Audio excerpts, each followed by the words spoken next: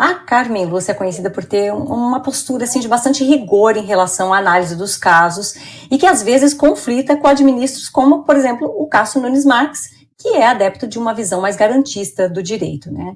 E os dois vão dividir o comando da Corte Eleitoral, tendo ele aí, o Cássio, como vice-presidente. Agora, como é que você prevê que será a atuação da ministra Carmen Lúcia no STF, especificamente em relação a esse inquérito das fake news da tragédia do Rio Grande do Sul? Será que a ministra assume essa relatoria de uma forma mais semelhante a Alexandre de Moraes, ou você acha que a ministra tende aí por outro caminho? Eu queria começar convidando todo mundo a compartilhar o vídeo, a curtir, a apoiar o programa para que a nossa voz, que é a sua voz, possa chegar mais longe. Lígia, a atuação da ministra Carmen Lúcia nesse novo inquérito das fake news, se nós queremos fazer uma análise, uma projeção sobre como ela vai atuar, a gente tem que olhar a atuação pretérita dela, entender como que ela pensa, como que ela age, o que ela tem feito em relação a esses assuntos, como ela se comporta, para a gente poder fazer uma projeção de comportamento futuro. E olha, Lígia, eu não estou muito otimista não em relação à ministra Carmen Lúcia no comando do Tribunal Superior Eleitoral. Antigamente, na época em que a Operação Lava Jato estava no auge, a ministra Carmen Lúcia costumava votar com a ala que apoiava a Lava Jato e que apoiava o combate à corrupção. Mas o ponto de virada da ministra aconteceu quando, em 2019, ela votou para anular todas as condenações de Lula e para considerar Sérgio Moro suspeito. Desde então, a ministra Carmen Lúcia parece que deu uma reviravolta de 180 graus e passou a mudar de rumo, votando sempre muito alinhada com ministros como Gilmar Mendes e Alexandre de Moraes. Um outro fato, uma outra atuação que eu quero lembrar aqui, para depois a gente fazer projeção sobre o comportamento futuro, é que nós precisamos lembrar que durante as eleições de 2022, a ministra Carmen Lúcia foi a protagonista de um dos momentos mais paradoxais, contraditórios da história dos tribunais do nosso país, quando o Tribunal Superior Eleitoral censurou o documentário do Brasil Paralelo, intitulado Quem Mandou Matar Jair Bolsonaro, mesmo sem ver o conteúdo do documentário, o que caracteriza censura prévia escancarada, proibida por Tratado de Direitos Humanos vinculante para o Brasil, que é o Pacto de São José da Costa Rica. A ministra Carmen Lúcia, durante a votação, disse, abre aspas, não se pode permitir a volta da censura sob qualquer argumento no Brasil, fecha aspas. Mas aí ela votou mesmo assim a favor da medida de censura sobre o documentário do Brasil Paralelo. E olha a ironia. Quem hoje está pedindo o combate à fake news, que é o Paulo Pimenta, foi a mesma pessoa que foi apontada pela Folha de São Paulo como alguém que estava disseminando um documentário agora falso, um outro documentário que era falso, que questionava a facada em Jair Bolsonaro, dizendo que seria uma faqueada, ou seja, uma facada fake, uma fakeada. E ele disseminou esse documentário, feito por pessoas partidárias do PT, sempre alinhadas com o PT, disseminou esse documentário. E é ele que hoje está pedindo a investigação de fake news. Olha a ironia do contexto. Vamos dar uma olhadinha, Lígia, vocês podem puxar para mim, Rogério, por favor, o vídeo em que a ministra Carmen Lúcia vota em relação ao outro documentário, agora documentário verdadeiro, Quem Mandou Matar Jair, que eles censuraram sem sequer ver o conteúdo. Puxa pra gente, por favor, o vídeo. Senhor presidente, senhores ministros, eminente ministro relator, Benedito Gonçalves. Presidente, este é um caso que, ainda que em sede de liminar, é um caso extremamente grave, porque, de fato, nós temos uma jurisprudência no Supremo Tribunal Federal, na esteira da Constituição, no sentido do impedimento de qualquer forma de censura. E medidas como essas, mesmo em fase de liminar, precisam de ser tomadas como se fosse algo que pode ser um veneno ou um remédio. E neste caso, portanto, como se trata de liminar e sem nenhum comprometimento, presidente, quanto à inteireza de manutenção no exame que se seguirá, eu vou acompanhar com todos os cuidados o ministro relator, incluído aí a parte da linha C da decisão, que é a que me preocupa enormemente. Não se pode permitir a volta de censura sob qualquer argumento no Brasil. Este é um caso específico e que estamos na iminência de ter o segundo turno das eleições. A proposta é a inibição até o dia 31 de outubro, exatamente o dia subsequente ao do segundo turno, para que não haja o comprometimento da lisura, da rigidez, da segurança do processo eleitoral e dos direitos do eleitor, mas eu vejo isso como uma situação excepcionalíssima e que, se de alguma forma, senhor presidente, especialmente o senhor ministro relator, que é o corregedor, isto se comprovar como desbordando para uma censura, deve ser imediatamente reformulada essa decisão no sentido de se acatar integralmente a Constituição e a garantia da liberdade de ausência de qualquer tipo de censura. Portanto, é em situação excepcionalíssima, com os limites aqui postos, que eu acompanho o relator, inclusive neste item C, mas com este cuidado de imaginar que, se o relator, principalmente, que é quem dirige o processo, tiver qualquer tipo de informação no sentido de que isto desborda ou configura algum tipo de cerceamento à liberdade de expressão, precisa de ser reformado, inclusive eliminar. É com esses cuidados que eu, portanto, vou acompanhar o ministro relator, inclusive neste item 6. Gente, alguém aí, por favor, nos comentários, me ajuda a entender.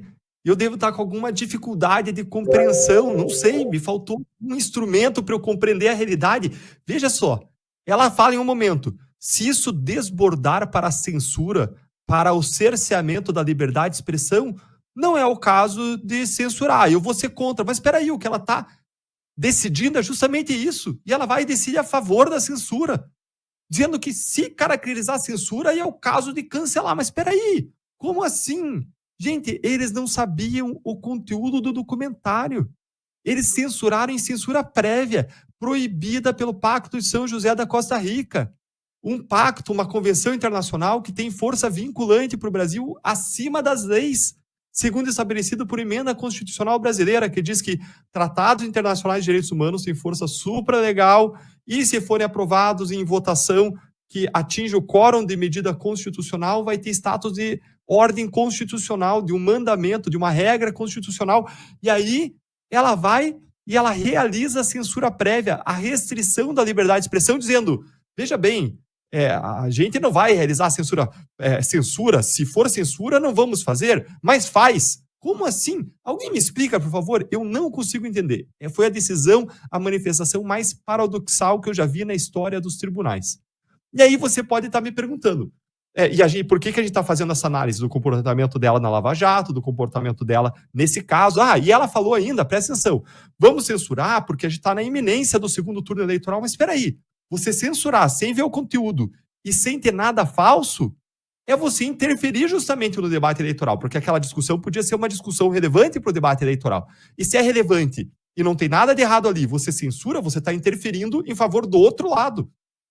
Se você faz uma intervenção injusta, sem olhar o conteúdo, você está favorecendo o outro lado. O lado que queria censurar algo que era correto, algo que não tinha nada de errado, nenhuma falsidade ali dentro. Então, de um jeito ou de outro, ministra, a senhora estava interferindo no debate eleitoral. Então, aí vocês podem me perguntar, mas Deltan, você abordou esses dois posicionamentos passados da ministra, em relação ao Lava Jato e em relação a esse caso de censura. Agora, o que explica alguém mudar tanto de posicionamento, alguém que votava de modo sempre alinhado com a Lava Jato e depois passa para o outro lado e até chega a apoiar a censura?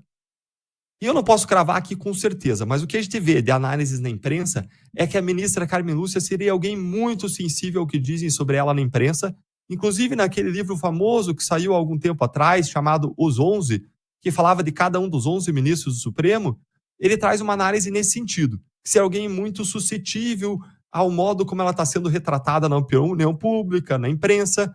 Então, a partir do momento em que a grande imprensa, a imprensa tradicional, passa a criticar a Lava Jato, coincidentemente ou não, ela mudou de lado. E a mesma grande imprensa que hoje parece estar inteira novamente em consórcio para dizer que as pessoas comuns que estão lá testemunhando e reportando em vídeos lá no Rio Grande do Sul o que está acontecendo, essas pessoas estariam produzindo fake news. Essa mesma grande imprensa.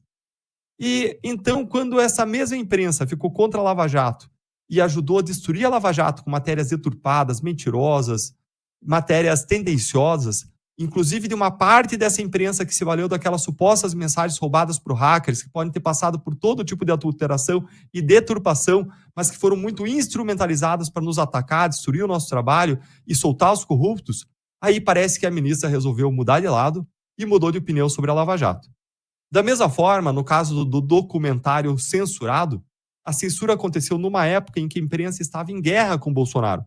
Existia ainda uma tensão entre a cúpula do judiciário e o Bolsonaro, e a candidatura do Bolsonaro. E aí veio essa censura absurda, aquele documentário, Quem Mandou Matar o Jair, mas que aconteceu alinhada à visão do Supremo como um todo e alinhada à visão da imprensa. Nós temos vários indicativos, portanto, de que a postura da ministra vai ser sim alinhada ao que o Moraes já vem fazendo no Supremo Tribunal Federal, no Tribunal Superior Eleitoral, alinhada à visão da grande imprensa, apesar de eu não acreditar que a ministra Carmen Lúcia vai ser tão bélica e tão agressiva como foi o ministro Alexandre de Moraes, que ultrapassa todos os limites. A gente precisa lembrar que os ministros do Supremo todos, com exceção do Marco Aurélio, endossaram a instauração do inquérito das fake news e endossaram as ilegalidades que foram ali praticadas. Esse é um outro fato do passado que a gente precisa resgatar agora. A gente precisa resgatar mais ainda. A gente precisa lembrar que a ministra Carmen Lúcia estava votando junto com Alexandre de Moraes para condenar os manifestantes do 8 de janeiro sem provas individualizadas, por crimes impossíveis e apenas desproporcionais. Eu digo mais ainda.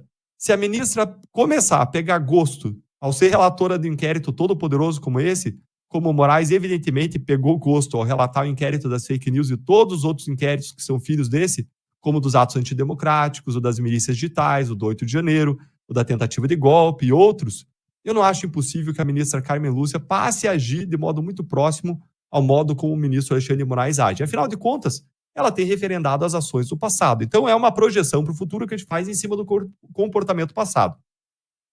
Deltan, não tem como frear isso, mudar a perspectiva?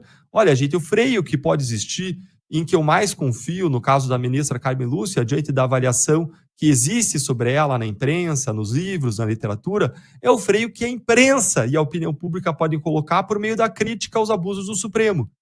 Já que, recentemente, a imprensa passou a reconhecer, enfim, os abusos dos inquéritos do ministro Alexandre de Moraes. Isso depois, é claro, que veio uma repercussão internacional e que Elon Musk se levantou contra os abusos, dizendo que não tinha nada parecido com o que estava acontecendo no Brasil, no mundo, e que ele ia se colocar contra, não porque ele não cumpre a ordem judicial, mesmo quando ele discorda, porque ele cumpre no mundo inteiro, mas porque as ordens judiciais violavam frontalmente a Constituição e a lei. E a partir daí vieram notícias internacionais, artigos internacionais, e a imprensa brasileira começou a repercutir e ser mais crítica em relação ao que está acontecendo no Supremo. Mas, mais uma vez, infelizmente, a gente não pode descartar nada de lado Supremo. E lá do Supremo a gente não pode esperar nada de bom com a maioria que se formou, especialmente com as recentes nomeações feitas por Lula. E é muito triste ter que dizer isso hoje em dia, porque o Supremo deveria ser o último bastião de defesa dos nossos direitos e liberdades. Deveria ser a última trincheira. Em vez disso, o Supremo é hoje a instituição que age para atacar, para destruir direitos fundamentais previstos na Constituição em nome de uma suposta defesa da democracia, tornando-se o grande órgão censor do país. Eu quero finalizar ressaltando que na semana passada mesmo, é outro fato que eu quero adicionar, que nos ajuda a prever o comportamento, no dia 7 de maio especificamente, a ministra Carmen Lúcia já deu mais um indicativo muito claro da direção que ela pretende seguir, algo que me preocupou muito. Em um evento, ela deu um discurso e ela disse que, abre aspas, separei aqui para vocês, abre aspas, ela disse que a liberdade de expressão, apesar de compor os direitos centrais de uma democracia, vem sendo capturada nos últimos tempos por aqueles que a usam para fazer o mal. Então, a liberdade de expressão é capturada por aqueles que a usam para fazer o mal na visão dela. Vejam a linguagem. Apesar de ser um direito, é um instrumento daqueles que fazem o mal. A liberdade de expressão. Peraí. A ministra, então, está criando uma visão dualista da realidade, bem contra o mal, para justificar a censura que é feita pelo Supremo? Mas espera aí de novo. Numa democracia, qualquer restrição à liberdade de expressão tem que estar na lei. Não basta não gostar.